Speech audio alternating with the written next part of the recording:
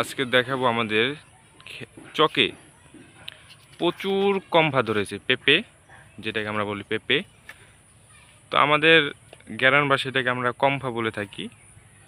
তো সিজনে এটা অনেক বেশি হয়ে থাকে। তো আপনারা দেখতে পাচ্ছেন প্রচুর গাছে হয়েছে। তো এই বছরকে আমাদের অনেকগুলো গাছ চকে আছে। তো আপনাদের এই ভিডিওতে সব কটা গাছ ঘুরে ঘুরে দেখাবো, এরকম দেখাবো যে কম্ফার কোয়ালিটিটা এই বছর কীরকম ধরেছে। তো এইটা হচ্ছে আমাদের দ্বিতীয় গাছ। তো এখানেও মোটামুটি ভালো হয়েছে, গাছ হিসাবে কম্ফা ভালোই ধরেছে গাছগুলাতে। তো গ্রামের তো সুন্দর তাজা তাজা কম্ফা কে কে খেতে চান কমেন্টে বলুন। তো এইটা হচ্ছে 3 নাম্বার গাছ। তো দেখতে পাচ্ছেন এইটার কোয়ালিটিটা তো একটা ভালো না, এটার গাছটাও প্রচুর ছোট দেখতে পাচ্ছেন। তো এখন বাজে বিকাল প্রায় 5টা 47। তো এই টাইমে আমি ভিডিওটা শুরু করলাম এবং আরও কিছু গাছ দেখাবো আপনাদের। তো আজকে আমি এই কয়টি দেখালাম আপনাদের। তো নেক্সট ভিডিওতে কি দেখাইতে পারি কমেন্টে বলবেন। আমাদের এখানে বেগুন আছে, প্রায় অনেকগুলো গাছই আছে শাকসবজির এবং ফলের। যদি ভিডিওটা ভালো লাগে লাইক করুন এবং কমেন্টে বলেন কি নিয়ে ভিডিও বানাতে পারি নেক্সট ভিডিও।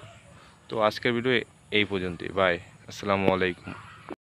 আর এগুলোর পাশে আমাদের একটা দুন্দুল গাছ আছে, যেটাতে ভালোই দুন্দুল হয়।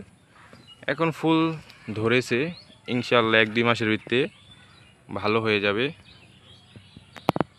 তো 1-2 মাস পরে দেখাবো নি এই ভিডিওর মাধ্যমেই কীরকম ধরে দুন্দুল।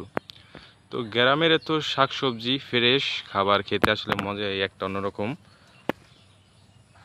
আপনারা যারা শহরে থাকেন তারা হয়তো বা পান না এরকম, বাট গ্রামের মানুষ পেয়ে যায়।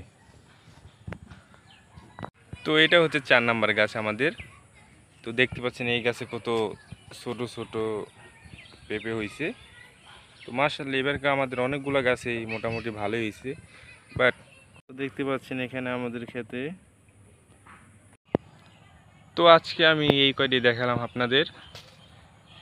তো নেক্সট ভিডিওতে কি দেখাইতে পারি কমেন্টে বলবেন। আমাদের এখানে বেগুন আছে, প্রায় অনেকগুলো গাছই আছে শাকসবজির এবং ফলের। যদি ভিডিওটা ভালো লাগে লাইক করুন এবং কমেন্টে বলেন কি নিয়ে ভিডিও বানাতে পারি নেক্সট ভিডিও। তো আজকের ভিডিও এই পর্যন্তই, বাই, আসসালামু আলাইকুম।